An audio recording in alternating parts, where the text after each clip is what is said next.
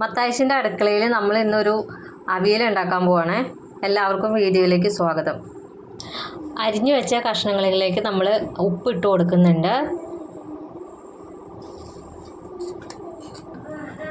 ഇനി നമ്മൾ തേങ്ങയും വെളുത്തുള്ളിയും ജീരകവും പച്ചമുളകും മഞ്ഞൾപ്പൊടിയും കൂടി ചേർത്ത് അരപ്പാക്കി വെച്ചിട്ടുണ്ട്. അത് നമുക്ക് ഇതിനകത്തേക്ക് ചേർത്ത് ഇളക്കി കൊടുക്കാം.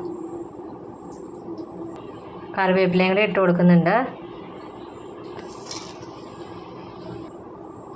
വെളിച്ചെണ്ണ ആഡ് ചെയ്യുന്നുണ്ട്. ഇതെല്ലാം കൂടി ഒന്ന് തിരുമ്മി എടുക്കുന്നുണ്ട്.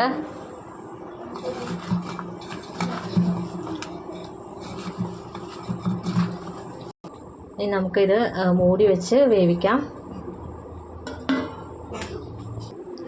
അവിയൽ വെന്ത് കിട്ടിയിട്ടുണ്ട്. നമുക്ക് ഇതിനകത്തേക്ക് കുറച്ച് പുളി ഒഴിച്ച് കൊടുക്കാം കേട്ടോ.